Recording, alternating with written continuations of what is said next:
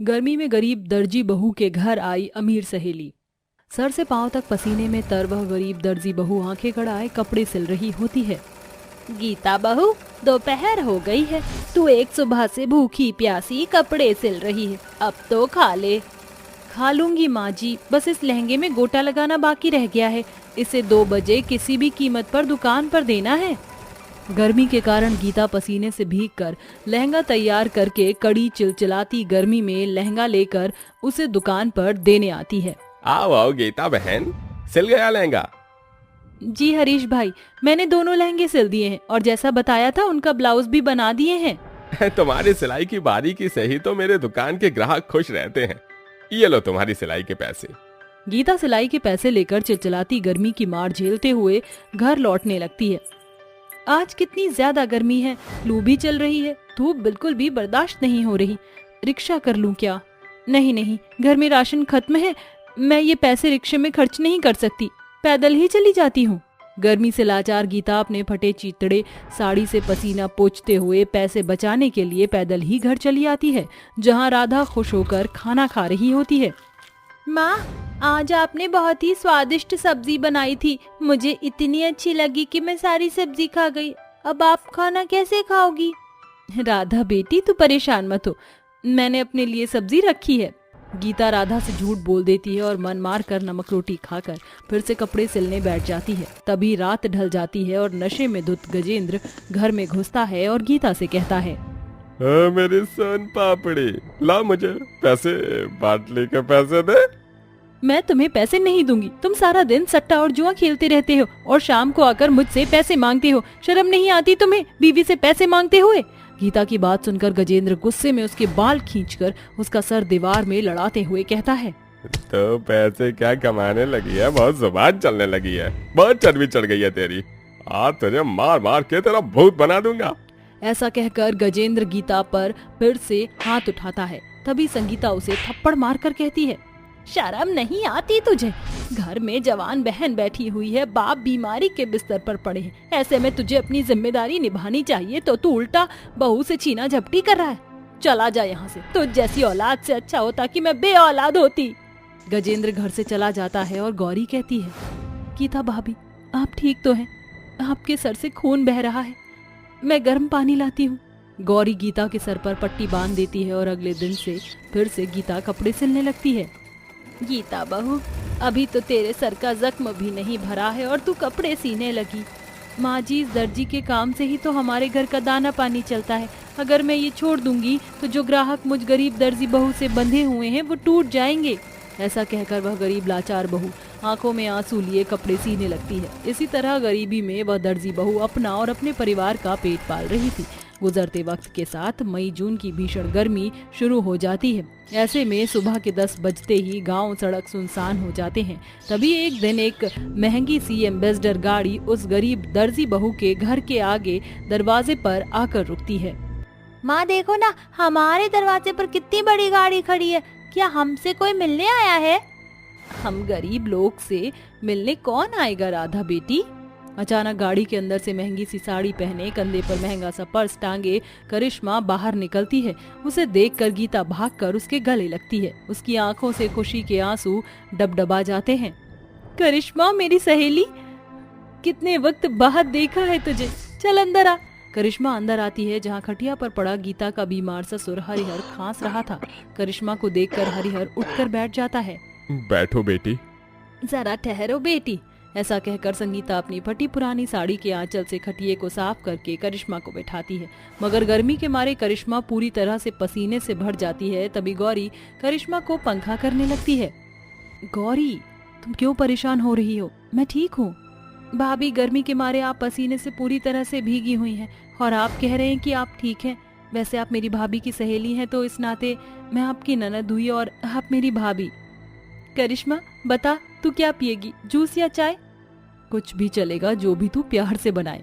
गीता रसोई में आकर गर्मी में चाय बनाने लगती है। तभी करिश्मा वहां आ जाती है, जहां रसोई में टिन की छत से पूरी रसोई आग की भट्टी जैसे भभक रही थी। ऐसे में गीता चूल्हा फूंक फूंक कर चाय बना रही थी, जिसे देखकर करिश्मा की आंखों के आगे पुरानी यादें झांकने लगती हैं। गीता गर्मी में सिलाई मशीन पर बैठी कपड़े सिल रही होती है। तभी करिश्मा उसके घर आती है।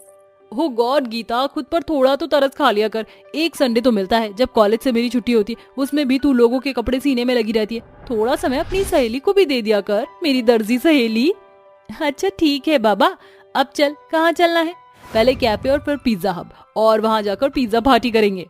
ये कहानी है करिश्मा और गीता, दो अमीर गरीब सहेलियों की। करिश्मा हर्षवर्धन की इकलौती बेटी है, इसलिए करिश्मा जिस भी चीज पर हाथ रख दिया करती है वो उसे मिल जाती है।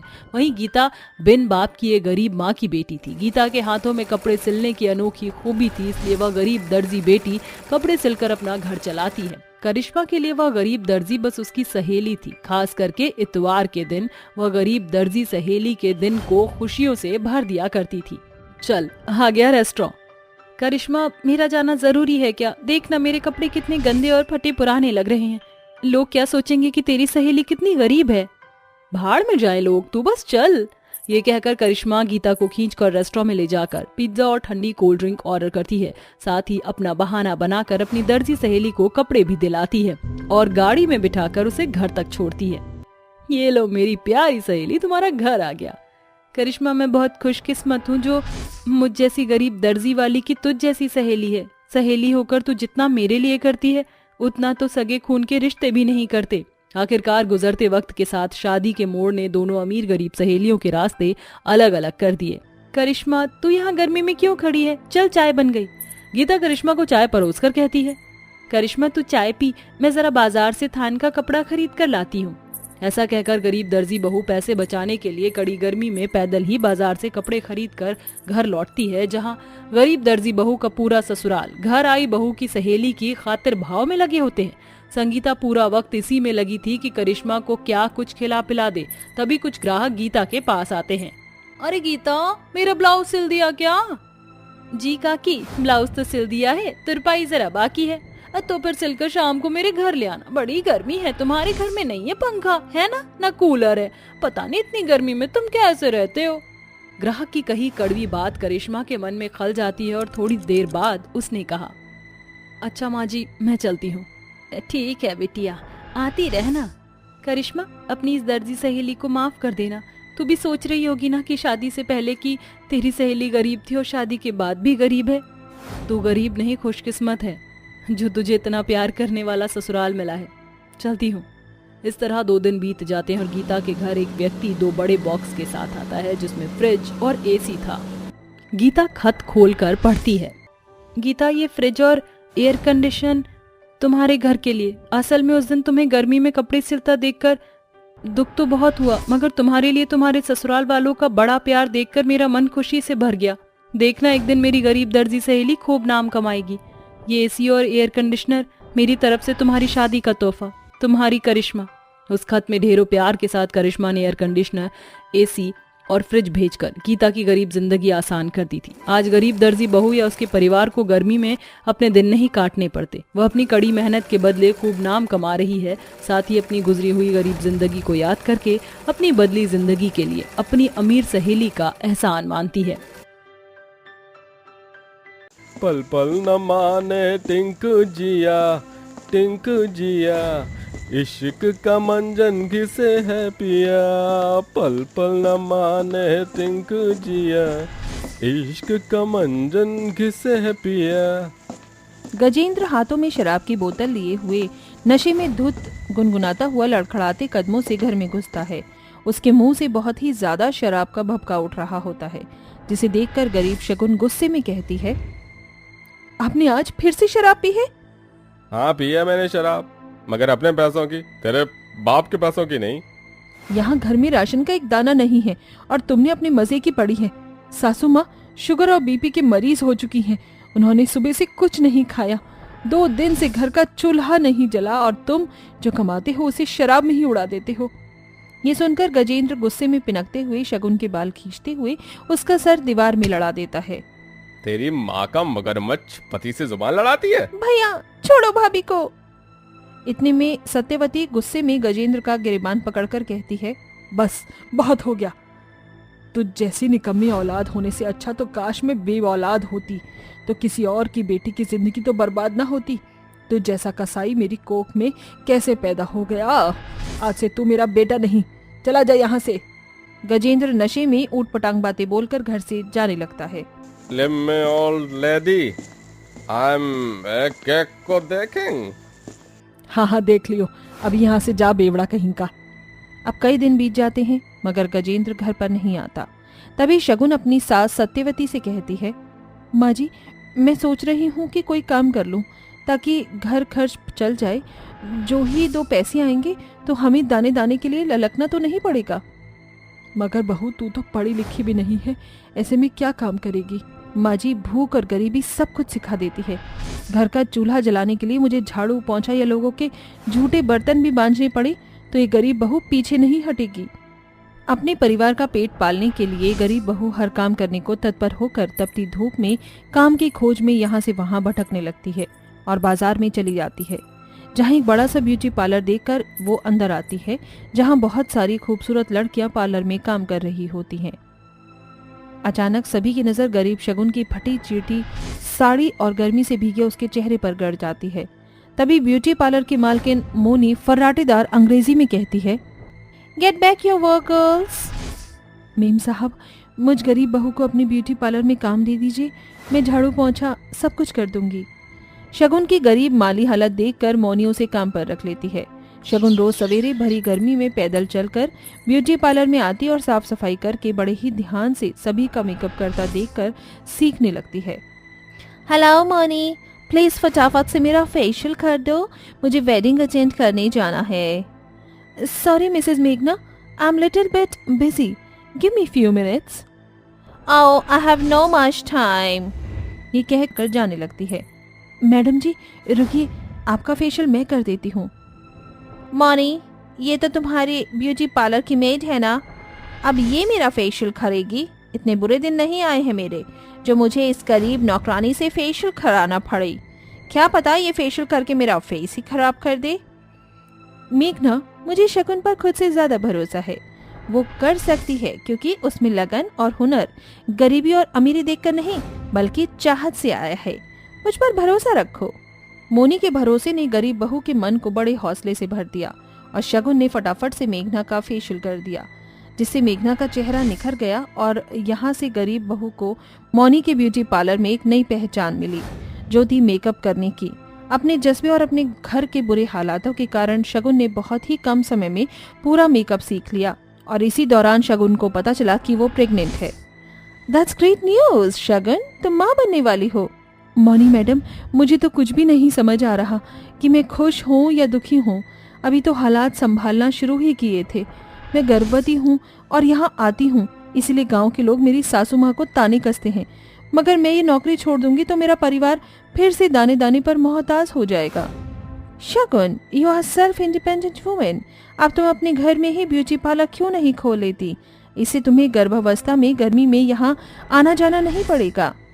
शगुन को मौनी का दिया सुझाव बिल्कुल ठीक लगता है, जिसके बाद वो गरीब बहू अपने घर के आधे हिस्से में ही पर्दा डालकर ब्यूटी पार्लर खोल लेती है और गर्मी में बैठकर ग्राहकों के आने का इंतजार करती है। तभी पल्लवी नाम की एक लड़की घर के बाहर लगा ब्यूटी पार्लर का बोर्ड देखकर अंदर आती है। कोई है यहाँ? जी आइए ना, कहिए क्या करना है? Eyebrow, wax, nail art, hair cutting या मेकअप? फिलहाल तो मेरा मेकअप कर दो, मगर इस ब्यूटी पार्लर में तो एक पंखा भी नहीं है, इतनी गर्मी में मेरा मेकअप मेल्ट ना हो जाए। आप चिंता मत कीजिए, मुझ पर भरोसा कीजिए, मैं आपका अच्छा मेकअप करूंगी। पल्लवी चेयर पर बैठ जाती है। वहीं बेचारी गरीब बहू भरी गर्मी में बड़ी ही बारीकी से पल्लवी का प्यारा सा मेकअप करती है। शगुन का किया मेकअप देखकर पल्लवी को बहुत ही ज्यादा खुशी होती है और वो पसंद आता है। अरे वाह, तुम्हारे हाथों में ब्यूटी पार्लर का अच्छा खासा हुनर है, तुमने तो मेरे चेहरे की काया ही पलट दी। कितने पैसे हुए? जी 500 रुपए। ये लो तुम्हारे पैसे and thank you so much इतने सुंदर मेकअप के लिए। अब धीरे धीरे गरीब बहू के ब्यूटी पार्लर में एक के बाद एक लड़कियां और औरतें मेकअप कराने खींची चली आती और गरीब गर्भवती बहू सारा दिन भरी गर्मी और पसीने में भीगकर भूखी प्यासी उनका मेकअप करती और अपनी मेहनत झोंकती। तभी जैसे ही ब्यूटी पार्लर से कस्टमर जाते हैं, सत्यवती अपनी बहू के लिए ठंडा ठंडा सत्तू बनाकर उसे देती है। अरे बहू, एक सुबह से तूने दिन भर गर्मी में ब्यूटी पार्लर में लीपापोती करने में लगी हुई है। अरे कम से कम दोपहर में तो 10 मिनट के लिए ये ब्यूटी पार्लर बंद करके थोड़ा जूस पानी पी लिया कर। अब तुझे अपना भी तो ख्याल रखना होगा, तू माँ बनने वाली है। ठीक है माँ जी, मैं कर लूंगी आराम। हर दिन के साथ गरीब बहू की ब्यूटी पार्लर की पहचान बढ़ती ही जा रही थी और वो रोज गर्मी और पसीने की मार झेल कर कड़ी मेहनत करके मेकअप करती है और पहले तो अपने पार्लर में एक पंखा और फिर कुछ दिनों बाद एयर कंडीशनर एसी भी लगवा लेती है, जिससे अब ब्यूटी पार्लर में आने वाले कस्टमर की तादाद पहले से भी ज्यादा तेजी से बढ़ने लगती है और उसके घर के बाहर लड़कियों की लाइन लगी रहती है। निशा, मेरी ब्यूटी पार्लर का काम बढ़ता ही जा रहा है, मुझे तुम्हारी मदद चाहिए। भाभी, मैं आपकी मदद करूंगी। अब शगुन अपनी ननंद निशा को भी मेकअप करना सिखा देती है, जिसके बाद दोनों ननंद भाभी साथ मिलकर ब्यूटी पार्लर चलाने लगती हैं और मेघना एक दिन शगुन के ब्यूटी पार्लर में आती है।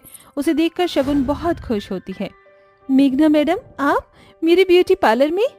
हाँ शगुन, अब तुम्हारा ब्यूटी पार्लर इतना पॉपुलर हो गया है, तुम्हारे यहाँ का मेकअप सभी की पहली पसंद जो बन गया है, इसीलिए आज मैं भी आ गई।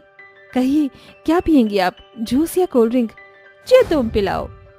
शगुन फटाफट से पार्लर के कोने में लगे फ्रिज से ठंडा ठंडा जूस मेघना को पिलाती है और फिर उसका सुंदर सा मेकअप कर देती है और गुजरते वक्त के बाद एक प्यारी सी बेटी को जन्म देती है और अपने ब्यूटी पार्लर को और भी ज्यादा आगे बढ़ाती है, जिससे उसे अच्छी खासी कमाई होती है और वो अपने परिवार के साथ खुशियों भरी जिंदगी जीने लगती है।